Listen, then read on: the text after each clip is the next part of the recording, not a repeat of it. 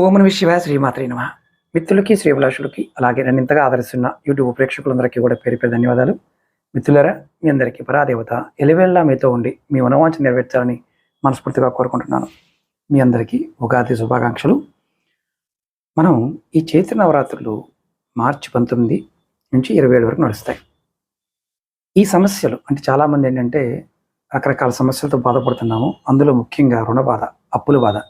దానికి ఏదైనా మార్గం ఉందని అడిగారు. ఖచ్చితంగా ఈ సమయంలో ఒక చిన్న మంత్రం చేయడం వల్ల మహాలక్ష్మి అనుగ్రహం కలుగుతుంది. అప్పుల నుండి ఉపశమనం పొందడానికి, మంగళగ్రహం యొక్క అలాగే లక్ష్మీదేవి యొక్క అనుగ్రహం పొందడానికి ఒక చిన్న మంత్రం. ఈ మంత్రాన్ని మీరు ఎవరైనా చేయవచ్చు. ఈ మంత్రం వచ్చి ఓం రుణ ముక్తేశ్వరాయ నమః. రుణ ముక్తేశ్వరాయ నమః.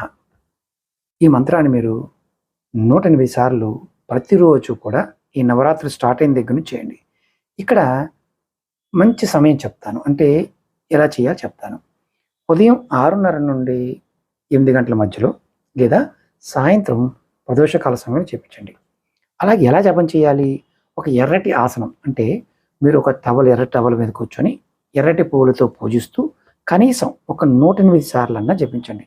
ప్రతిరోజు కుదరలేదనుకోండి, మార్చి 24 మంగళవారం నాడు ఈ మంత్రాన్ని వీలైనన్ని ఎక్కువ సార్లు జపం చేయడం వల్ల మీకు త్వరగా ఫలితం ఉంటుంది. ఎవరైతే అప్పుల బాధ అంటున్నారో అప్పుల బాధ తొలగడానికి ఈ పరిహారం.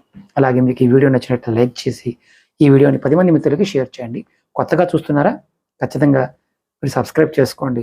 మీరు లైక్ చేస్తే ఎక్కువ మందికి షేర్ అవుతుంది. అలాగే ఈ వీడియోని మీ ఫ్రెండ్స్కి ఫేస్బుక్లో కానీ, వాట్సాప్లో కానీ, ట్విట్టర్లో కానీ షేర్ చేయండి.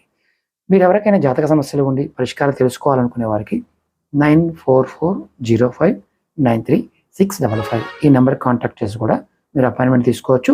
మన వీడియో డిస్క్రిప్షన్లో కూడా నెంబర్లు ఇచ్చాను, వాటికి కూడా కాంటాక్ట్ చేసి అపాయింట్మెంట్ తీసుకోవచ్చు. రెగ్యులర్గా టచ్లో ఉండాలనుకునేవారు మన ఫేస్బుక్ లింక్ కూడా దాంట్లో ఇచ్చాను, జాయిన్ అవ్వచ్చు. అలాగే వాట్సాప్ గ్రూప్ లింక్స్ కూడా ఇచ్చాను. నేను చేసే వీడియోలు దాంట్లో షేర్ చేస్తూ ఉంటాను. మీరు కూడా దాంట్లో జాయిన్ అయితే కొత్త వీడియోలు వస్తూ ఉంటాయి. ఒకవేళ యూట్యూబ్లో మీరు ఫాలో అవ్వలేకపోతే దాంట్లో కొత్త పెడుతూ ఉంటాను. ఓకే మిత్రులారా, మరొకసారి మీ అందరికీ ఉగాది శుభాకాంక్షలు. ఓం నమః శివాయ శ్రీమాత్రే నమః.